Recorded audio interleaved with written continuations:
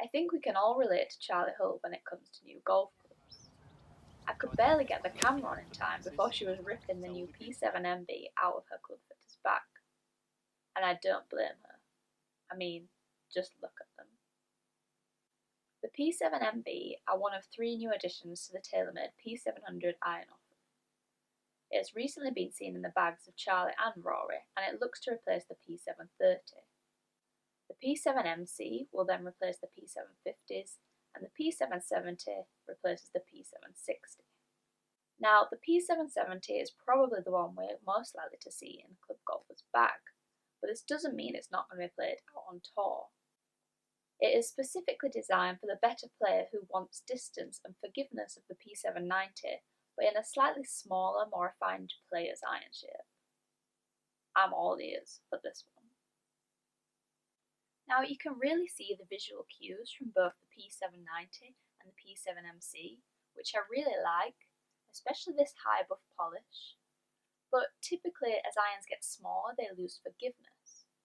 TaylorMade have got round this by adding more tungsten weights, which lower the CG and drive up that forgiveness level.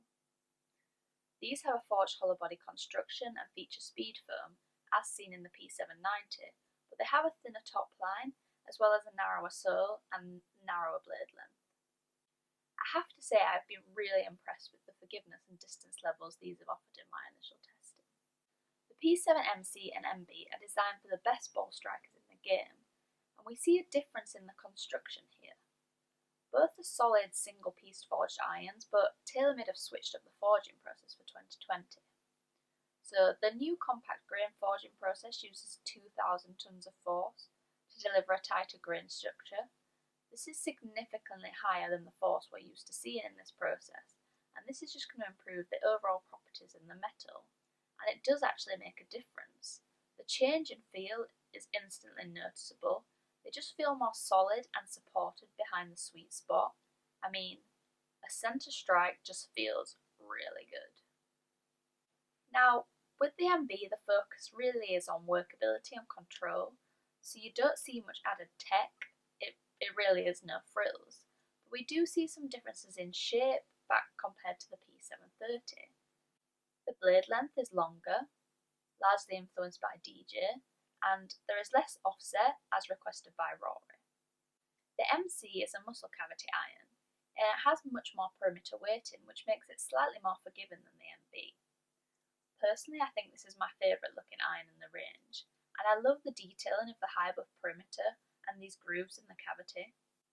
Now, a great feature to the new P700 lineup is the in-depth ability to be able to combo set between the different irons.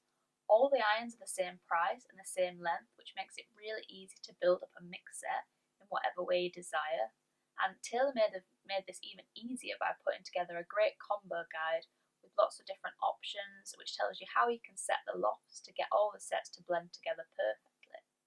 Now, I'm particularly excited about this because I love the look and feel of this MC, but I know I need something a little more forgiving in the longer irons.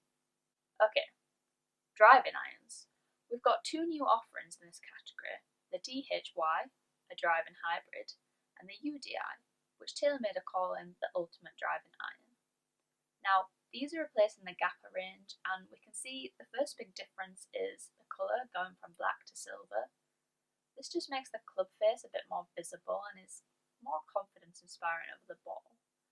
I definitely prefer this visual and feel like overall the design is just a bit sleeker. Now, although the styling is similar in both, you can see the DHY clearly has a much larger footprint, and I would say the UDI definitely suits my eye more due to the smaller style and less offset. Overall, I would say the DHY is definitely more of a game improvement offering, and on first hits I could really tell this was launching a lot higher than the UDI, so it could also be a great option for a better player in firm conditions if you're wanting to get that extra land angle and stop the ball quicker. The UDI is typically designed to be lower spinning, so you get a much more penetrating flight of this, and I could definitely see this out on the course. So both feature speed foam technology, which dampens vibration and provides a soft feel, but the DHY features speed foam that is 35% lighter, and this is just to keep the head weight down for that lower CG to get that high launch. Now, you might have noticed the adjustability sleeve has gone, and this is just to make it easier for club fitters to tweak the loft and lies during a custom fitting. Before, you could change the loft on the hosel, but that had a fixed effect on lie angle, so now it's just much easier to get the exact specs you want. One thing you might find surprising is that the lofts have actually been made weaker on these compared to the gapper.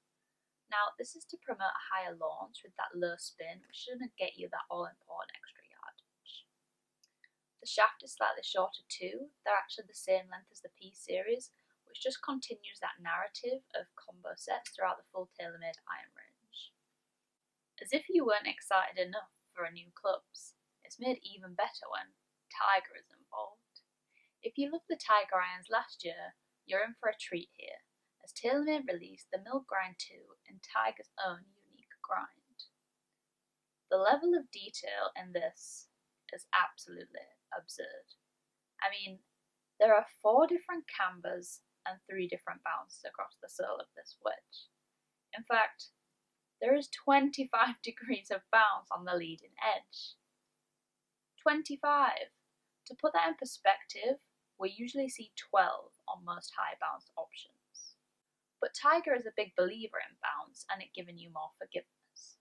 The middle of the sole is set at a more understandable bounce of 12, before we hit the extreme again on the hosel with just 4 degrees of bounce.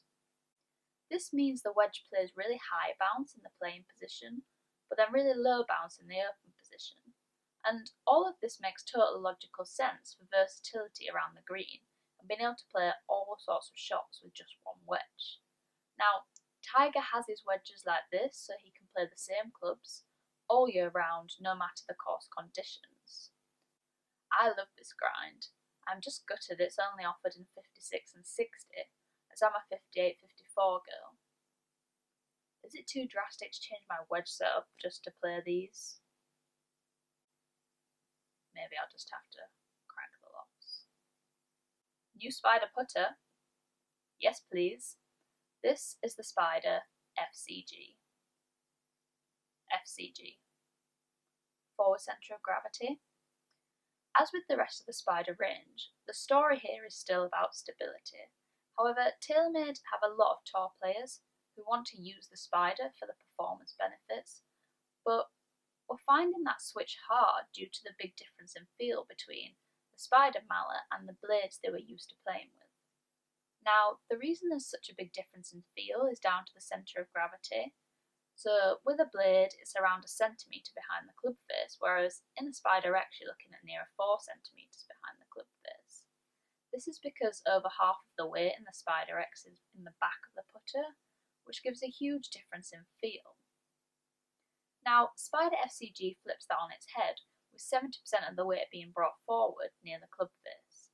And this is done using these tungsten weights, as well as a heavier copper face insert. I have to say I've been seriously impressed using this so far. Straight from the get-go, this felt great off the face, my start line was great, and it rolled exceptionally well.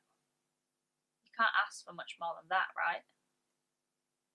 I also did some robot testing with this using the Quintic system, and the initial data looked really good. So I'd keep your eyes on this for the rest of the season.